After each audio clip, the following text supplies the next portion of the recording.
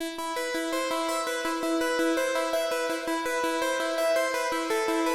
was around 2 years ago when I reported on a story about an Xbox Live 1.0 replacement known as Insignia, and over the weekend I was invited to partake in a private alpha test and see how things are progressing.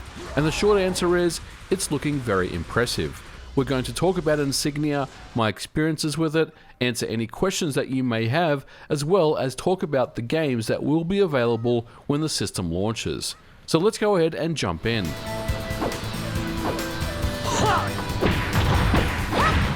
Now, for a quick backstory, and for those that may not be aware, Xbox Live 1.0 released for the original Xbox in 2002 and was unfortunately shut down in 2010. Now, for those who are wondering, yes, Xbox does offer backward compatibility on select OG Xbox games as part of their backward compatibility initiative, but unfortunately with those games, Xbox Live 1.0 is not usable. This is because Xbox Live 1.0 runs on an entirely different infrastructure to that of Xbox Live that runs on the Xbox 360, Xbox One and Xbox Series console.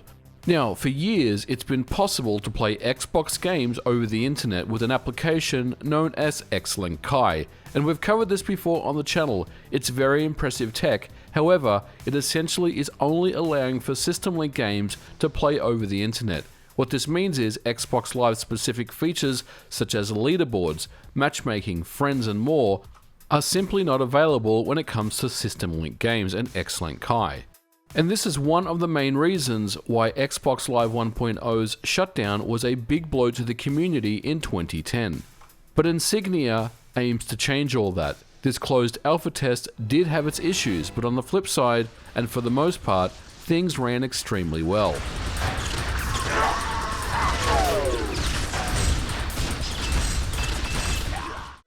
So then, how does this all work? Well, at a high level, it's simply a drop-in replacement for Xbox Live 1.0. But let's go ahead and take a closer look.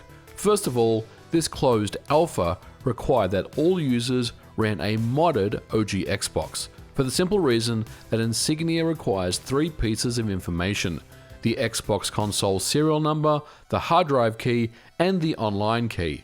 These pieces can only be extracted using a modded system without too much difficulty, but on a retail system, this is simply not possible.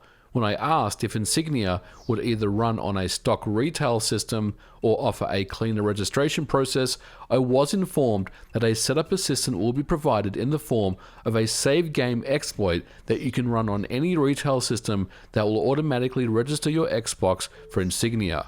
This sounds pretty neat. Hard drive keys, serial numbers, online keys can sound a little intimidating to those who just want to play, so this is very much a welcome addition.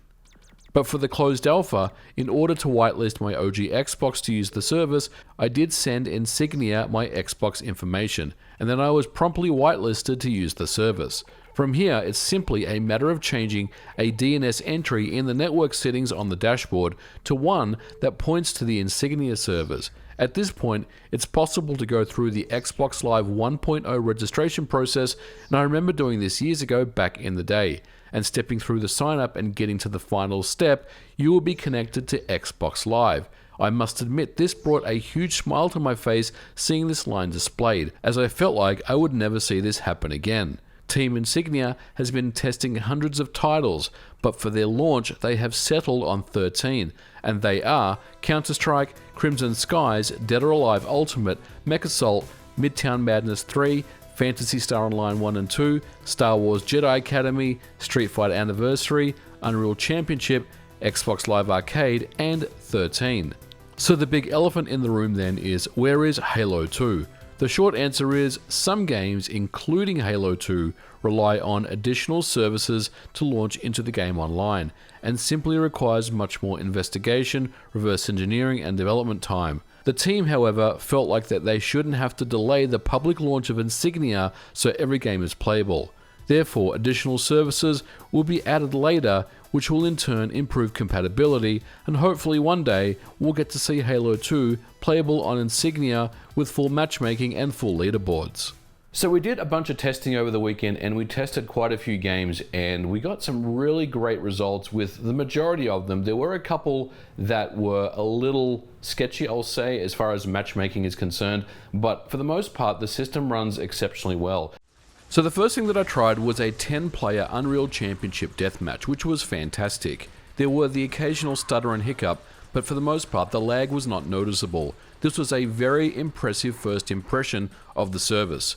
We then switched to a capture the flag match, and again, as expected, things ran well. And it's great to see a game like Unreal Championship Online playable after all these years, and for me, I would say that this was the favorite of all the games that I tested out.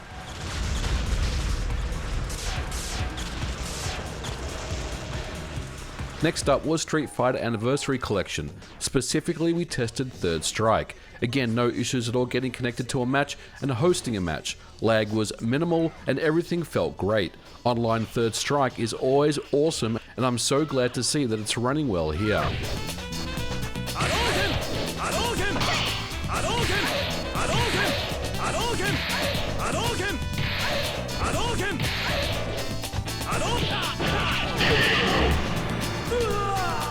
We also tested Dead or Alive Ultimate. Again, no issues getting connected and playing matches. I did notice some lag and slowdown, but in most cases it does depend on what part of the world the host is located in. And at this point I should note that things like leaderboards are fully functional, so is voice chat as well. I went back and checked a few games and all their leaderboards were intact. This is really cool stuff. I also tested MotoGP Demo, which was on the supported list. Now I totally suck at motorbike games, but again, this felt great, no lag, smooth and a great online experience.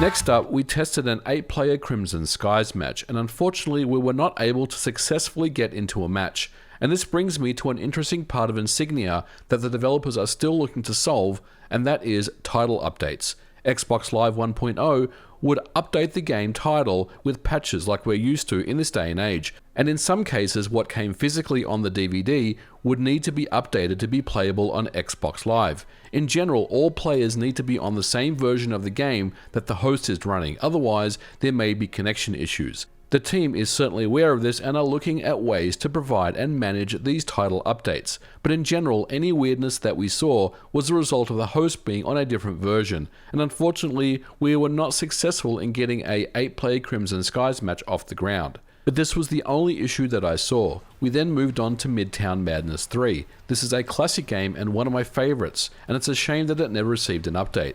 But it's great to see that it's running on Insignia once again.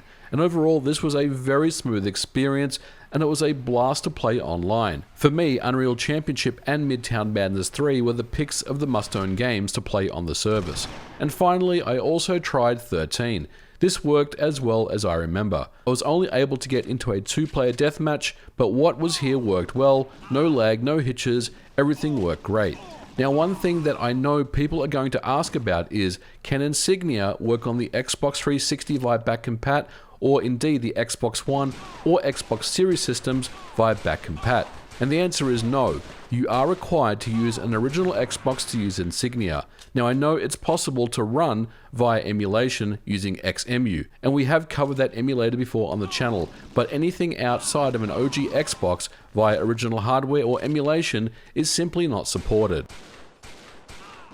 Now there are things that are still not yet implemented, including friends, which is something that is going to get added at a later stage, as well as some other Xbox Live features. And once these particular features start to get added to the Insignia service, then we'll start to see the compatibility of this game list continue to increase. Now, there are a lot of games that are being tested right now, and many of them I would say are almost ready to go. And I think the Insignia team is doing the right thing when it comes to launching with 13 games. It sounds like a low number, but these games have been tested very well, and they should be pretty much rock solid when the system actually launches to the public. Now, the question is, when does Insignia launch to the public? When is a public beta expected, or when is a public launch expected?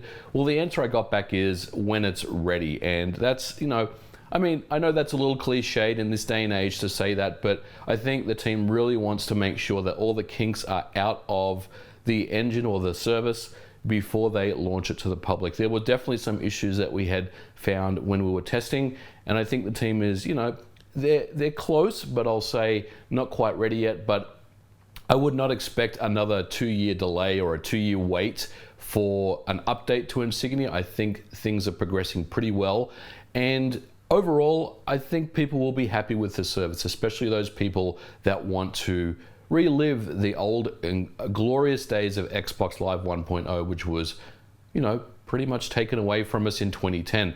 But I had a blast testing Insignia. I'm very excited about this service, and really, at the end of the day, this is something that I think most people, especially fans of the original Xbox, really want to jump on board and support. And, you know, I will say that Luke, Usher, and the Insignia team does have a Patreon page. I would recommend donating to them to continue their efforts on this stuff. It's not easy to build an Xbox Live 1.0 replacement. There is a lot of work that goes on, and you know, I can't imagine how many hours have been put into this project. But you know, help them out, support them. I think this is definitely a service that has a lot of value, and I think a lot of people will really get behind and enjoy over time. But I had a blast testing Insignia. I give it the thumbs up. I can't wait for the public beta or the public release of this, so more people can jump in and start testing it out and trying it out for themselves. I want to start seeing those leaderboards start to refill again. I think that's really awesome that we're basically preserving this feature that was, you know, taken away from us, you know, many years ago in 2010. But we are going to leave it here for this episode, guys. Thank you so much for watching. If you liked it, don't forget to put a like on it, and I'll catch you guys in the next video. Bye for now.